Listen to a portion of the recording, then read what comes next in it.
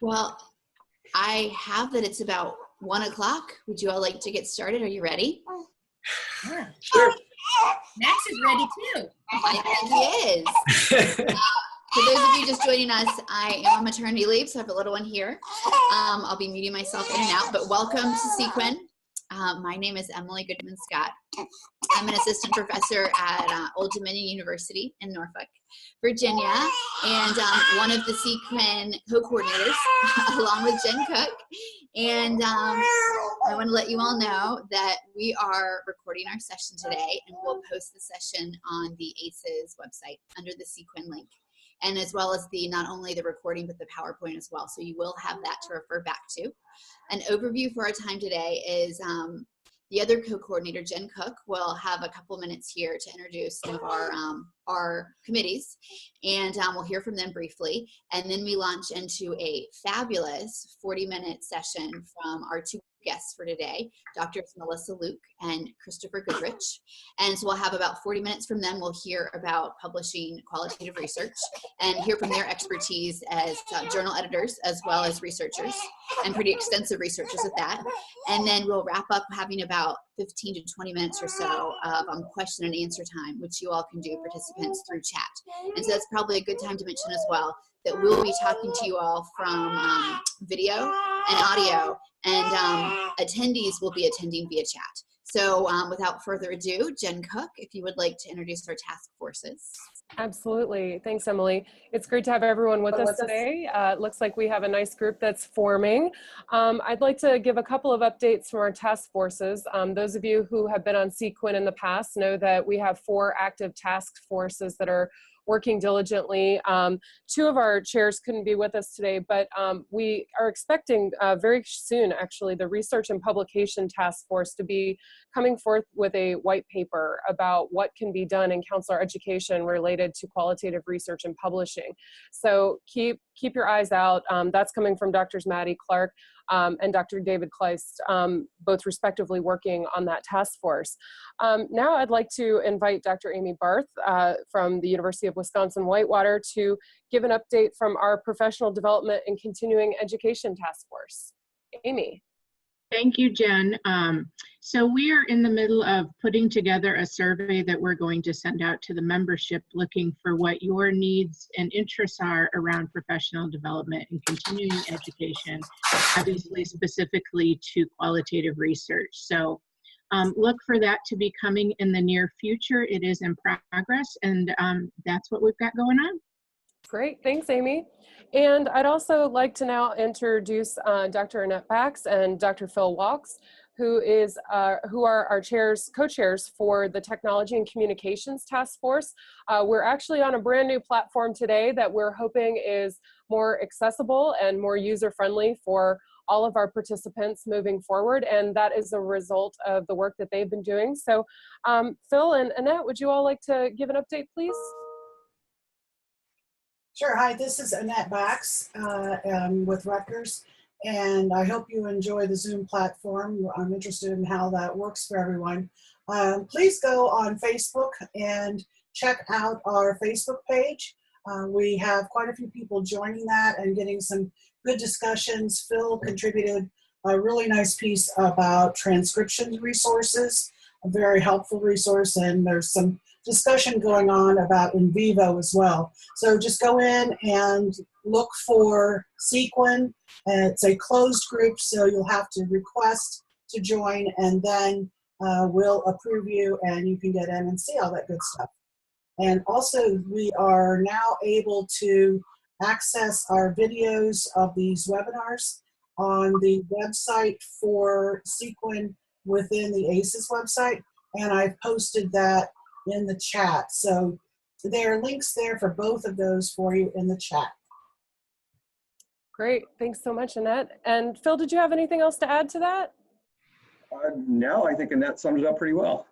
Great, thanks so much. I'm going to go ahead and turn this back over to Emily now to introduce our speakers. Thank you, Jen, and thank you, task force members.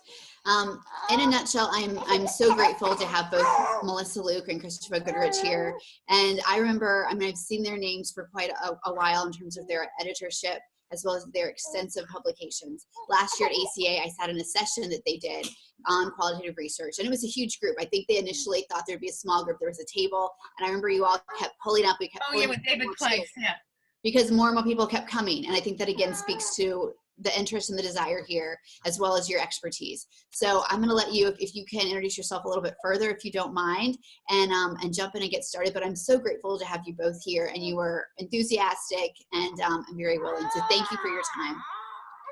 Sure. My name is Melissa Luke, and I'm a Dean's Professor at Syracuse University in our Counseling and Counselor Education program.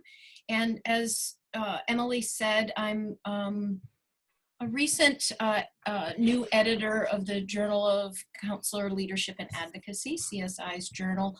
2 years before that, I served as the associate editor of that journal as well. Hi everyone, my name is Chris Goodrich. I am an associate professor of counselor ed at the University of New Mexico. I'm also a recent editor of the Journal for Specialists in Group Work, which is the Association for Specialists in Group Work's journal, one of the 20 divisions of ACA. And I'm very excited to be joining you all today. I think before we dive in, like good qualitative researchers, Chris and I want to contextualize a little bit of who we are and how we approached the preparation of the material for today. You all have and or will have available a 40-slide PowerPoint. We're not going to go through that in its entirety, although we'll be speaking temporally as we move through, but we wanted you to have this available as a resource to consult, not just for content, but also there's wonderful publications that exist in our field that you may want to reference afterwards.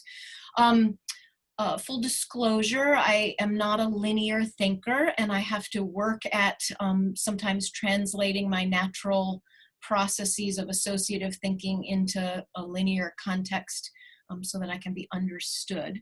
But there's a little bit of a parallel to that of qualitative research. And we know that there's lots of things about an iterative process in qualitative research that that can make it a challenge in terms of picking a starting point and moving through. But for our purposes today, we've imposed a bit of linearity, and we'll talk about where we deviate from that. But we wanted to at least lay that as a groundwork. And so from our perspectives, both as researchers and then more recently as editors, we had hoped to be able to identify not just what good quality tips for writing and publishing qualitative research, but also how to prevent or navigate those kinds of pitfalls. So at various points, we might talk about our own research as examples of where we maybe would do things differently or how we navigated a dilemma, but then also kind of on a general level, but where we see some of the submissions that we're working with really sort of struggling. In some ways, what we also want to do is start by surveying you to see what would be most useful in our time together. And so we wanted to give 3 options and allow you the opportunity to vote in the chat feature of Zoom to see where you would best like to direct us. And so we could spend some time speaking more about the methodological aspects of qualitative research. We could talk about the process of writing up a qualitative manuscript, or our third option was to talk about how we respond to editors and reviewers after we've submitted a qualitative manuscript, how best to tweak that manuscript to reflect reviewers' needs, knowing that some decisions have already been made and can't be unmade. And so if you have any ideas on where you'd like us to focus, feel free to use the chat function, and we will do that.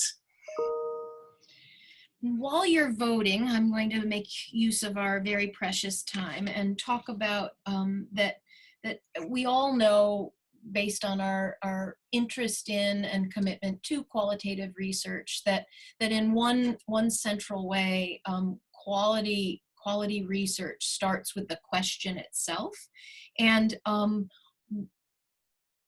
I think that it's important to not not bypass that in a very real way, because sometimes in writing up of a manuscript, that gets skipped over in terms of what is it about your research question that is best answered through not just qualitative research, but a very particular tradition of qualitative research. And that is in a real way a starting point. Another thing that we wanted to highlight was really the role of the researcher. The researcher is probably the most important instrument in the research process. In my last year as editor of JSGW and in a few years prior as associate editor, one thing that I noticed is that when we received manuscripts, people tended to discount the role as part of the process. And so exploring their researcher stance, exploring the biases they may have had going into the study, talking about those biases, ways to manage that as part of the process. Because if we're coming from more of a postmodern tradition, potentially, I mean, there's different epistemologies for qualitative research, we know that we are a key ingredient in terms of shaping that process, and how we really show that through that manuscript then becomes very important, because we do need to own that we have influence on that research process. The third is really fast, so I'll do the third and fourth. The third is certainly an important step, which is the IRB. And so some qualitative research obviously requires different levels of IRB approval. It's not uncommon, in our field at least, for qualitative research to utilize some data that maybe was collected in the course of a class or some other setting, and in those instances it's possible that the use of the data is exempt from IRB, but that's a really important step clearly for ethical practice, and it shouldn't be overlooked in the write-up itself as well. And then the fourth process relates to data collection, and obviously this is very directly tied to the questions themselves. And we can collect data through interviews, observation, focus groups, document review, photo voice is obviously becoming more popular. There's multiple contexts for data collection. But again, I think what separates acceptable from really high quality work is that these decisions are made strategically, intentionally, and the implications of them are thought out. And as Chris pointed out before, if they're not thought out completely fully, that even after the fact that you go back and at least you're able to articulate the implications of certain decisions that one makes related to that, and that impacts how that data begins and ends in terms of collection. So fifth is the data analysis process, but I actually want to rewind in some ways. We know the data analysis process has to follow the data collection process, which should be based on a qualitative tradition that you're going to utilize. But I actually want to rewind us back to the question. And this is in some ways a pet peeve that I have as an editor, which is really, what is the question and what theory do we use to understand that question? Because there's a variety of different ways that you can really approach the question. Are you coming from a epistemological tradition that's a little bit more positivistic? Are you coming from a tradition that's a little bit more constructivist? I really like to see there to be truth theory grounding the question, and then move all the way through methods. And so one thing that I don't see is really congruity between the tradition that someone selects and the question that they're asking, and really seeing how the theory informs all those things. In some ways, I'd actually like to see more theory in research, because I think that's really missing to really understand the decision points as they occur, and how the researcher or researchers are making these different intuitive jumps through that process. And so one thing I'd say there is really grounding that for the readers, for the editors, the reviewers, becomes very important. And then following that process of data analysis. And so making sure that you're using citations that are seminal for that particular data analysis strategy, that we can actually see it through the work, how you actually analyze that data and did it to the way in which the authors of that method really intended. And building off of that, I think we see some qualitative research that may not be of the highest quality, that is almost cross-citing, so using citations and decisions in their methodology that are not congruent with the particular method that they have articulated as using, and that often diminishes the quality of the work itself. And so there's a caveat to that, of course, which sometimes intentional decisions can be made, and those things can be thought out and accounted for in one's process. I mean, that's one of the arguably benefits of qualitative research. But by and large, we should be grounding those decisions in theory and other empirical work to justify what we're doing.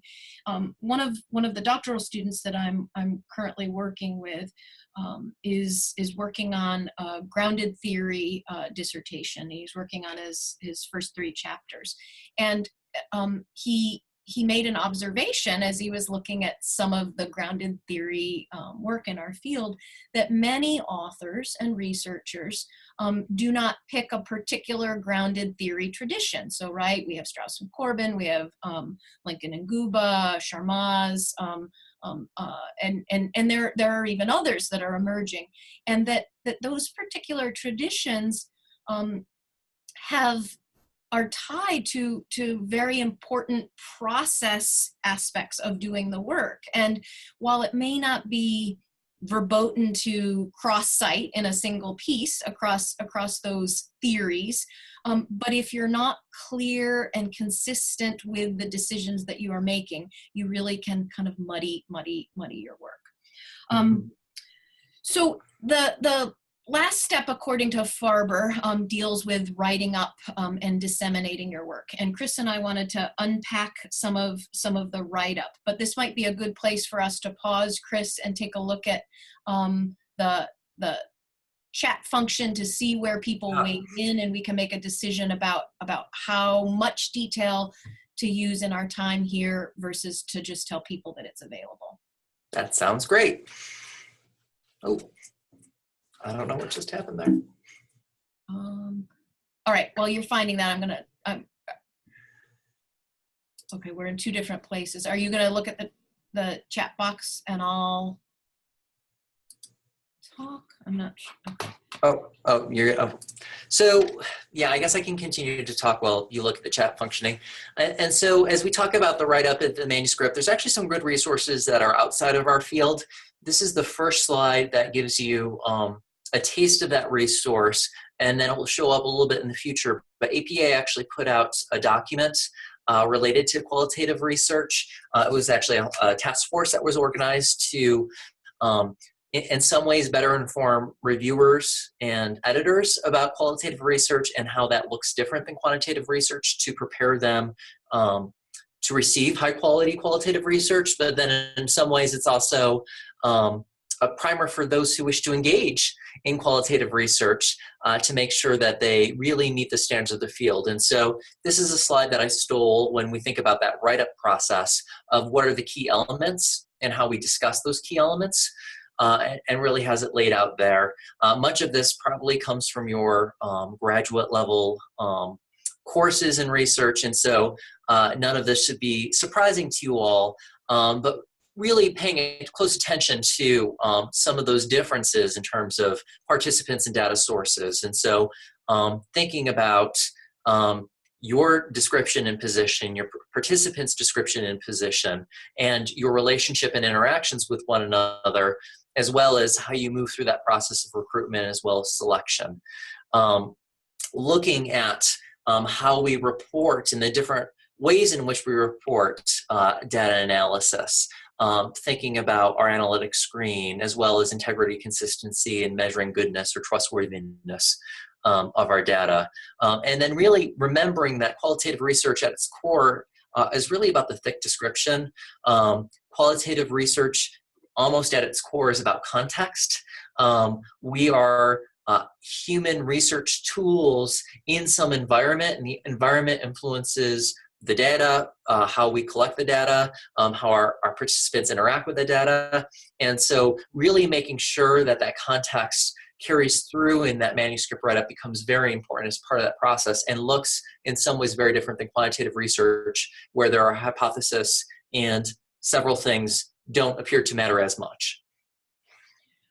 Connected to that, it is always problematic when authors do not make their coding, their analysis really, really clear. And so the more detail one can give related to how to, it helps ground the analytic rigor of the work that is provided. It helps us determine the strength of the findings that later will happen.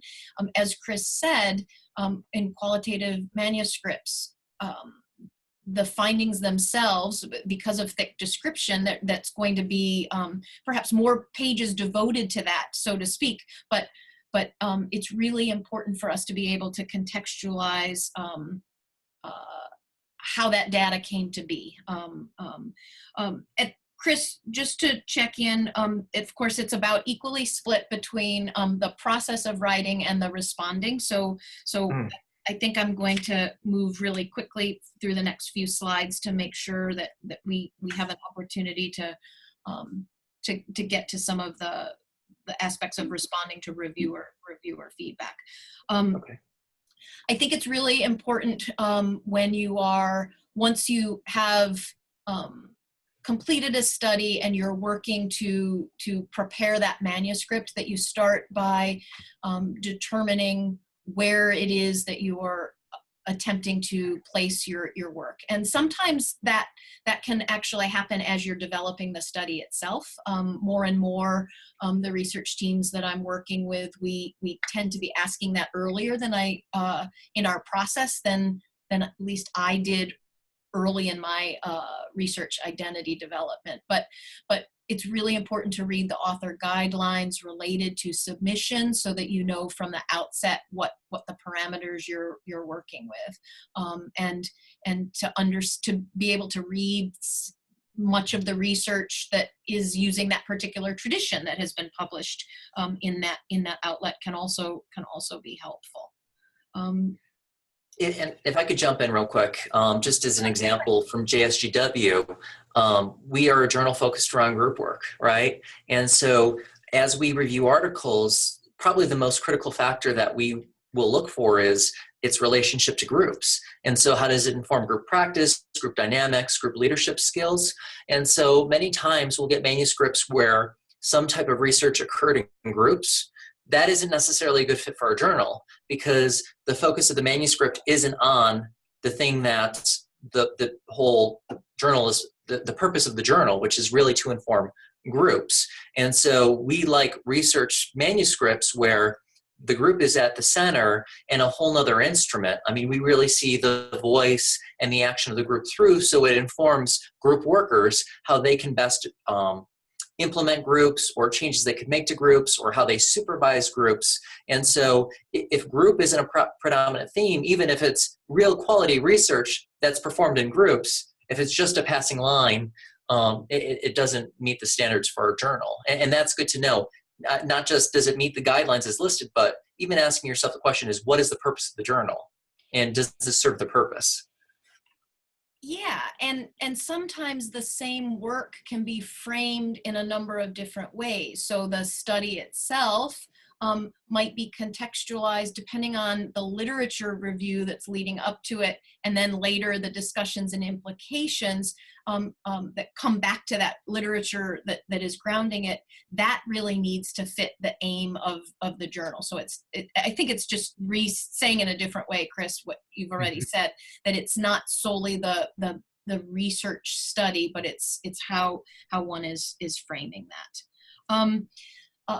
Really concretely, things like title and abstract should not be overlooked. They're short, right? But they are often the first introduction that a reader or a reviewer has to one's work. And I just encourage folks to think about highly descriptive work. You want your readers to understand from the title and abstract really what they're about to read. And so, again, I'm going to kind of go to this notion of linear work. I think abstracts are challenging to write until the entire manuscript is written, because otherwise it's just vague. And a reviewer in JCLA recently said in feedback to a submitting author that your last two sentences of the abstract that say a discussion and implications will be discussed are so general it could appear in any abstract. You need to be specific about what that is for particular to this study. And I thought that was really, really good feedback. So the next line, or the next slides, are really based around rigor, and we've spent actually a decent amount of time already talking about rigor in different ways. And so I'll just slowly move through some of these slides so you can read them a little bit, but really thinking of, how do we demonstrate credibility, transferability, dependability, as well as confirmability. Thinking about what our different decisions are, considerations within our process and how we report it to demonstrate this to reviewers and to readers. Thinking of coherence, the methodological rigor, and so this is the epistemology, the ontology that we talked about previously, as well as how that's used to evaluate the manuscript's presentational rigor for the journal. I'm actually just looking at the time, and I know that we have limited time left, so do you want to shift to respond in some other ways to the write-up portion? Yeah, I thought that really quickly we could, yes, I want to do that, and just encourage folks to read through the PowerPoint that we've prepared as a resource, and hopefully it can begin to answer some additional questions that you may have. And if it doesn't, you certainly can reach out to Chris or I through email, and we'd be happy to weigh in or come back to another call. It seems like this could be a day-long workshop that maybe we should do somewhere. There's just some really good Rubel and Oketch 2017. It's towards the end of the PowerPoint, but they have a resource, an article that I think is important to talk about when we're talking about rigor. Thanks, Chris, for putting that slide up. But in terms of responding to reviewer feedback, I remember my doctoral faculty telling me that you should read your feedback and then put it away and take a day or two or something. And that was shared because they were trying to normalize that feedback can be challenging, right? We've often invested a year or two in a process, and part of the blind review process involves people pointing out the gaps that are in existence. And I think that's important for us to just acknowledge. It's also the case that reviewers are volunteers, and they don't have access to what's happening inside our brains, nor what's not written. And so sometimes there can be misunderstanding, miscommunication, and that their ability to raise some of that with us in a succinct fashion really provides us as researchers an opportunity to be more transparent and to make things more clear. When I think about when I communicate with authors, when a review comes back for qualitative research, in some ways it is about that clarity process that Melissa talked about just a couple seconds ago. And some of it is just really understanding what we did. And so more often than not, I will see qualitative manuscripts come in, and they're a general qualitative manuscript with no identification of any qualitative tradition that they might have utilized. And as an editor, I could see there's some kernel of something that I really want in my journal, and I could potentially see the qualitative tradition that they may have used without knowing it. And so sometimes it's listening to the feedback from the editor or from the reviewers to really understand, so what did I do?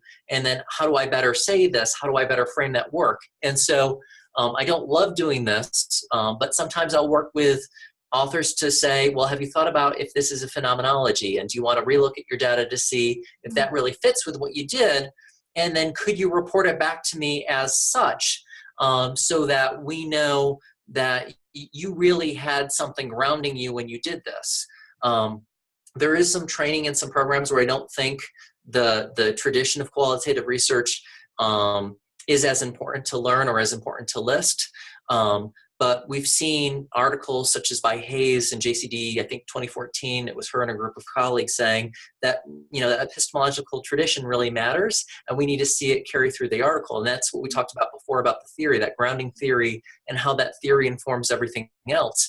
And so really thinking about that theory is probably the most critical thing, not only through the development of the research question and the write-up, but then also further for your review process, go back to your theory and see how my theory informs all the different ways that I will respond to all these different reviewer comments. Because more often than not, I can see just sort of general responses, and reviewers won't necessarily see that. But when someone really connects it more deeply with their research and ties it in both in their response letter, but then also within that manuscript that they revise, it becomes much more of a clear and in some ways a more solid manuscript. There's a number of questions that kind of coalesce around a theme, using good qualitative research skills here in vivo.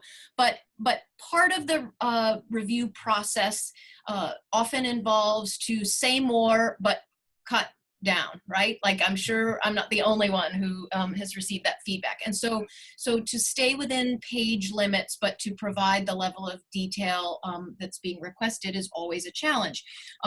It came up in another question related to how do you condense quotes such that you have thick description, as Chris talked about earlier, but that you're not exceeding the space that's there. Really, really challenging aspects that are endemic to this work.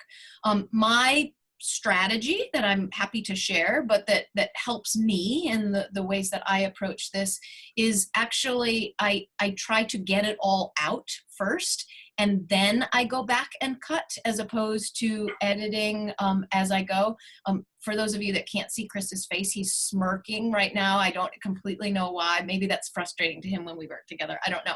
But like for me, it's hard to do those two things simultaneously. And so once it is written, and I literally, for me, it's being able to visualize it and see where it went, I then can rewrite sentences and take out from there in a way that hopefully remains coherent. For the person who asked a question about really the quotes themselves, I'm sure you've seen some researchers use ellipses within a quote. So to take a larger quote and really to privilege or prioritize pieces, and then have an ellipse of, like, to make it clear that material has been removed, but then there's a second portion. So that can sometimes be a space-saving strategy as well. I think as we read more and more authors, we can kind of take what they do, but sometimes authors will, again, depending on the tradition, you see it more probably in CQR kinds of work, where researchers will say, you know, multiple people, maybe even they'll tell you how many, or participants said this, and as an example or illustrating this, and then they'll devote a fair amount of space as an illustrative thing that's representation of a broader phenomenon or finding. So a couple of thoughts that I have there. One, looking at something that Melissa just said, if you look at all the quotes and really think about the purpose of the quote, sometimes we overshare, we share maybe perhaps too much of the quote, and so there can be ways to really cut that down and shift a little bit more. It's also hard because we really want to feel the richness and the context when we're reading in the findings or in the results section, but use of tables for certain pieces of the manuscript can also be another way to cut some things down and have things be a little bit more concise within the manuscript. Sometimes participants can take up less space that way. Sorry, Chris, I know I... Well, absolutely. And then, you know, I also want to think about advocacy, right? And so there's ways to advocate. There are some journals that allow more space for qualitative manuscripts and for quantitative manuscripts. And so sometimes that's already embedded within the author guidelines. Sometimes it's communication with the editor, right? So sometimes I'll get stuff back from JSGW and people will say, well, you're asking me to do all this stuff and we're still being constrained to this 30-page limit, right? And so how do we do this? And occasionally I'll say, well, I can give you X number of extra pages, right? But you'd have to contact me to say that because, you know, pages are precious in journals. But there's sometimes some leeway in communicating with the editor. You'll want to kind of know the editor and their philosophy related to that. But the other form of advocacy actually relates to my husband's field. And so he's an economist, so definitely not a qualitative researcher. But journals within his field have moved towards moving certain elements of the article online.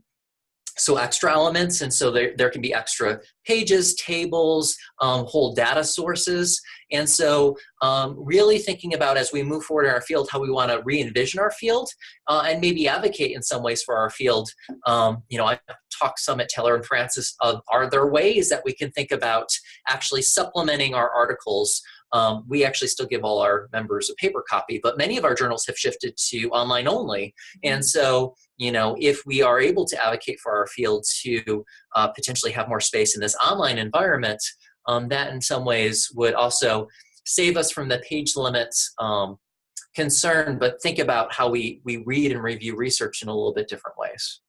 To tie that up, as an editor, I am much more inclined to provide additional pages when an article is well written. And I will be really honest, a lot of the things that are submitted initially are not proofread tightly. The writing is not always is most succinct as it can be. So again, I think it makes sense when we're talking about quality research that's embedded in quality writing and scholarship as well. I never submit anything without having multiple people proofread it and get their opinion. It takes extra time, right? But I have the good fortune of having colleagues that I work with that we do that for one another. And I think that is actually an important part of our process so that by the time something is submitted, you've had an opportunity to get other perspectives and find some of those holes before it's there. I'm aware that we are just about where we wanted to be to open this up for questions. All right. Thank you all so much. This has been absolutely fantastic. And I'm excited about starting to talk about some of the questions. I know that you all were scanning through them, so I think that you got a chance to answer some of them. But sort of just where we left off, before we jump into some other questions, I'm really curious about you all's perspective of where you see our future headed in counselor education and supervision with qualitative research, because we really have been in a bit of an uphill battle. And all of us who are on this call who do qualitative research are familiar with some of those battles. But really, where do you see us going as a profession in terms of qualitative research? Yeah, it's interesting because as a researcher, I want to stand in solidarity with you and others on the call that it does often feel like a tremendous battle. It often feels like the system, for lack of another way of saying it, qualitative research doesn't always fit as well, it seems like, which might create that uphill battle. But we have a lot of data that I think is important to pay attention to, that in many journals and in many of the more recent content analyses in an area. So for example, Janine Bernard and I recently did a 10-year content analysis on the supervision literature. And by and large, we have a lot of places where qualitative research is about half of the research that is being published. So again, in supervision, it was similar. It was about half, and that was really changed in the last decade. But you know, if you look at some of our ACA journals or JCLA for that matter, we just did the annual journal metrics, and we publish as much qualitative research as quantitative research in that particular journal last year. Chris, I don't want to put you on the spot, but do you know, because we're all going to ACA and we're going to give our journal reports. Yes. So we actually had a couple content analysis come out in my journal recently. Yeah. We're 1/3 qual, 1/3 quant, 1/3 conceptual. So we're very even across the research traditions. I think I want to answer the question a little bit differently. So where qualitative research is, where I'd like to see it go, is to be a little bit more client focused. I think there's such great potential to understand our clients' experience and the context that our clients live in. And I think qualitative research can really help inform the theory, that sort of reciprocal process in our publishing. And my fear and my concern about not just qualitative research, or quantitative research as well, is that we do spend a lot of time looking at ourselves. And so there's tons of studies about graduate students or early counselor educators. And at some point, and I know this isn't a popular term, it becomes a little navel-gazy. And I wonder if we are leading to the destruction of our field by not really moving to the heart of what we're all interested in, why we entered this field, which is really the client's experience, or the experience of those people, in the larger system in which we live, and how they interact with the phenomenon that we're interested in. Mm-hmm. So I would love to see more client-based research, or research on groups in the future, because I really do think that's a huge gap in our field. I see probably too much relative towards our professionals or emerging professionals. Yeah. Mm-hmm. I also see the potential for methodologies that have not historically been, qualitative methodologies that have not historically been central to our field. So for example, I have done a little bit of work with a linguist who, for example, discourse analysis or some other kinds of qualitative critical discourse analysis methods that are, have been around for 50 plus years in her field, are very new in our field. And I think that's one example of a qualitative tradition that holds tremendous promise. But in order to appropriately train researchers, we're going to have to shift that into research training context. But you see more and more photo voice also. So 10 years ago, 15 years ago, that was not being written about in our field at all. So similarly, I think maybe there's methods that haven't even made their way in that will take hold. But you're also saying don't be scared if you're using a different type of methodology if you want to submit to your journal too, right?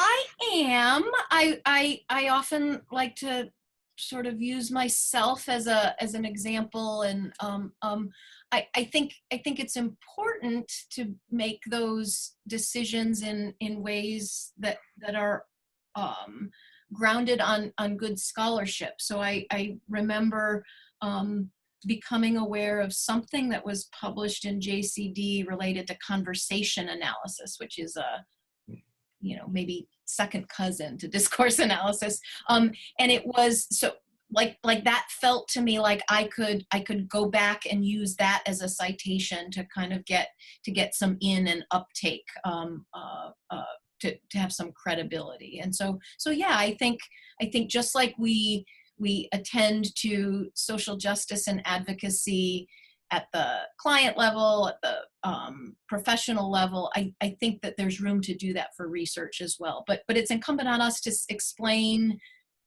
in the article and in a cover letter why those methods should be taken seriously. Mm-hmm. There's a really great question here that I'd like to share with y'all, and I'm not completely sure how to answer it, but I will paraphrase that the question asks about kind of the sense of currency of data. So given that qualitative research can sometimes take a number of years to collect data, to code data, how do we best present that information in an article to reviewers if they're asked in terms of that? And that question feels actually very, I relate to it because I was involved in a project that was multiple years in the project itself, and then the write-up for a variety of reasons was more extended than was first anticipated, and I think that's a great question. Do you have a thought, Chris, or do you want me to keep going? Well, I think you contextualize it, right? I mean, we say qualitative research is engagement, right?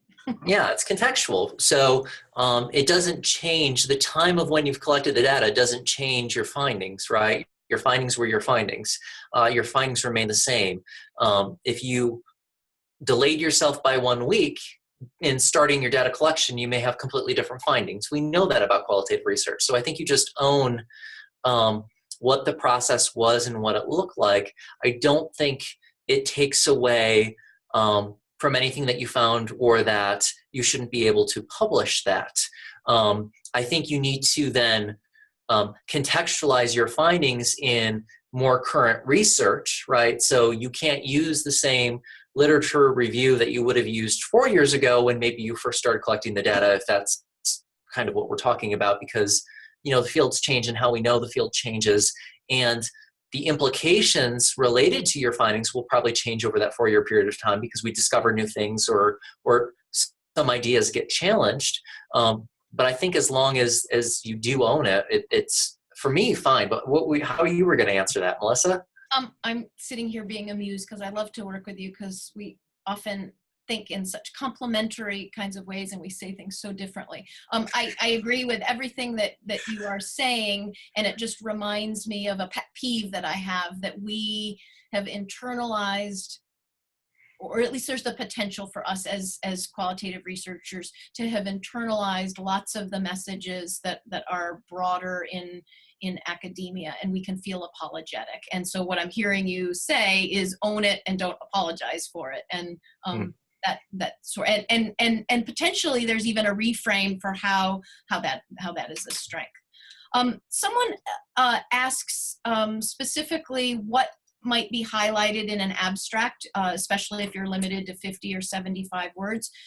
My first answer is to go back to APA style manual and look at what they recommend to be included in an abstract, because that's really the frame that I use as a reviewer when I review for journals or as an editor. But largely for this purpose, it's going to include the specific qualitative tradition that you are using, maybe not a full research question, but a focus of what the research under study. And I really like to see something about whether it's the data collection method or the analysis that is used, and then you have to give some specific findings. So this is poor scholarship, but also the case that many people, all they read of our work is our abstract, right? Like, we know that plenty of people cite from those things, and that's not just true in domestically. It becomes even more of an issue when we're talking about scholars around the world that may not have access to full journals through their libraries. And so putting as much of the details that you can fit in that 50 words is important, and to take out anything that is extraneous. It's not the place for pretty writing where there's an introduction and those kinds of things. Another pet peeve is that the abstract begins with the same sentence that the research article begins. It's unnecessary in the abstract typically. Yeah, I mean, I think I share your thoughts. I'd actually like to see at the end an implication. So why read this article? Mm-hmm. And so I might quickly talk about the findings and then have a nice little sentence of why you should read this or what is the implication for the larger field. But my initial thought was, well, why are you submitting to a journal with 50 words for an abstract? You should submit to one of our great journals. They give you so much more. I was thinking, well, it's 100 really, but yeah, there are some that are short. That is true. Although they're probably going to constrain you more in terms of your space for your qualitative research. So that abstract could be a signal. I'm playing. I know I'm trying to multitask. There's a question, do you think best practices and how clinicians do things well is moving into the quantitative realm, looking at outcomes? So when you're talking about client-focused studies, they seem like they're very compatible with qualitative research, which is really what you're saying. I guess if I'm understanding this question correctly, I think that for Chris's vision that he just talked about for our field, I think there's an opportunity for researchers to collaborate with clinicians and to create, I guess it wouldn't be interdisciplinary, but something, whatever we would call sort of our role research teams, where we can provide varying expertise and bring that to a team. And I do see qualitative research being particularly ripe for that. Yeah, I have to say my huge reaction was to the term best practices, because I think that's sometimes overutilized. And I shouldn't say that because I think I have an article named Best Practices. So yeah, we can all grow. But the idea of best practices for who, decided by who, I think in some ways it's overused. And so as we're trying to frame some of the arguments, this is probably not even about qualitative research, but around best practices, I mean, I would in some ways hedge against it, because a lot of my critical scholars here at UNM really challenge that as a whole idea and as a construct to kind of move away from, just because it's on such shaky ground. Yeah, and it's always, well, hopefully always changing, and there's always things that are informing it. Yeah. Another question is looking for suggestions to how to get editors to look at different methodologies. And I guess I see that as a process that probably begins with becoming as much of an expert as you can on that particular method, so that you can translate the methodological specificity into our field, right? So that there's a way that you can act as a bridge for this new method to then be grounded. Most of the methods that are new come from somewhere, and so my guess is that, well, at least that there's a way in which we can, if we really do our work, that we can find that bridge and then make it explicit in the manuscript itself, as well as again, I think the letter to the editor, the submission letter, is a really important piece. Again, I've done like day-long workshops that address much of what we tried to fit into 45 minutes. But I mean, there's real strategies for how you use that letter as well. And so I don't want to undersell the importance of that, both in the original submission, but then as you're framing the feedback, that how you've made use of the feedback, and where you haven't, maybe where you've disagreed with some of that feedback. Yeah, I want to underscore the letter to the editor. I mean, that's where you form your initial relationship with that editor and you really prime them for what's coming.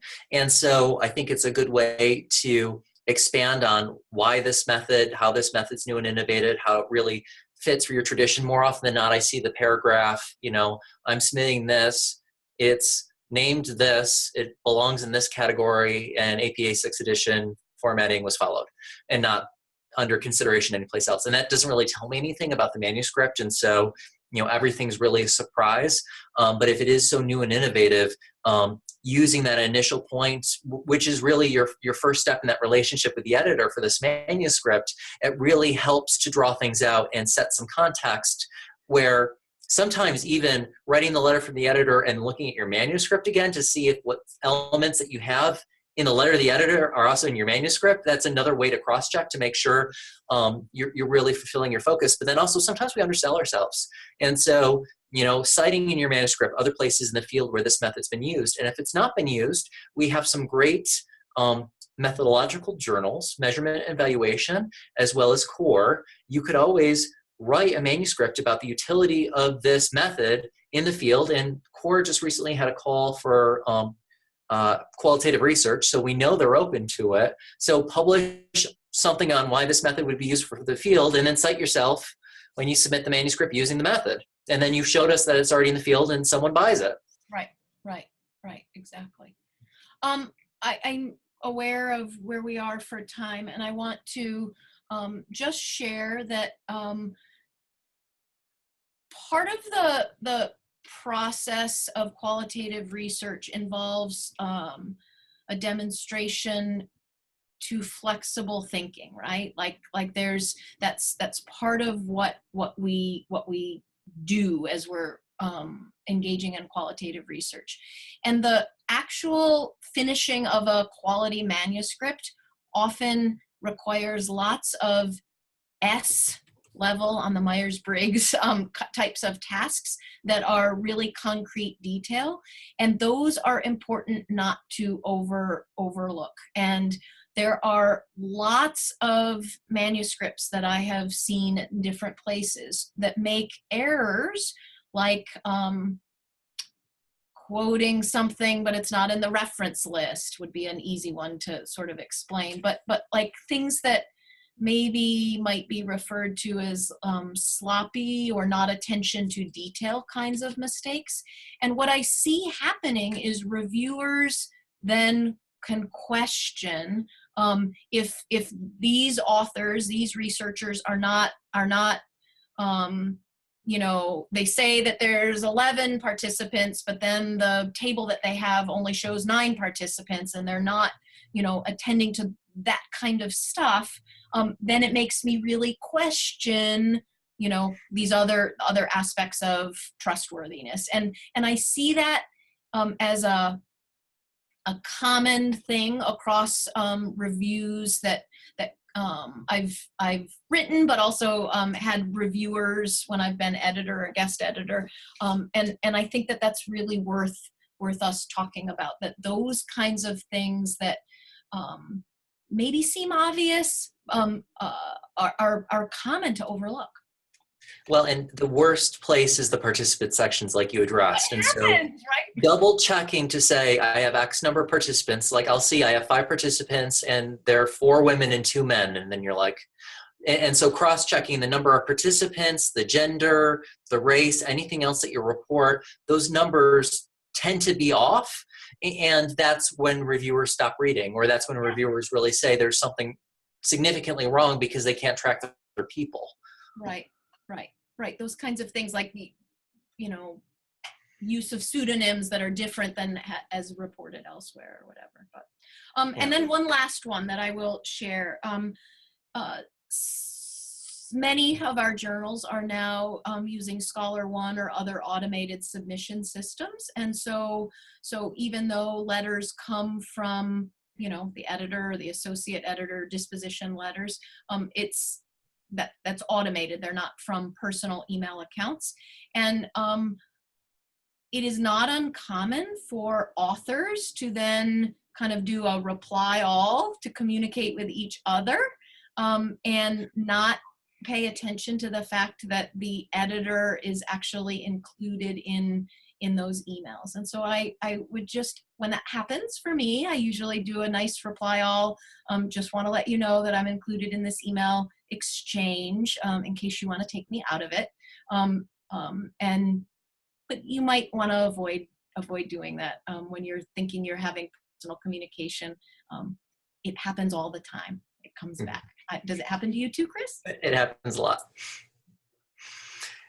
And people are very nice in our field, but sometimes you want to get something off your chest and you may not want to get it off your chest in front of the editor or the associate editor of the journal. So that's probably the best insider tip that you've gotten all the last hour. Absolutely. Well, I'm seeing that we are hitting the 1 o'clock hour here in Central Daylight Time right now. And so we'll go ahead and come to a close. We're absolutely grateful for Melissa and Chris to have been with us today. And we're going to look forward to being able to post the PowerPoint and the recorded session today over on the ACES website. Emily is putting some announcements over into the chat box right now, so please go ahead and take a look at those.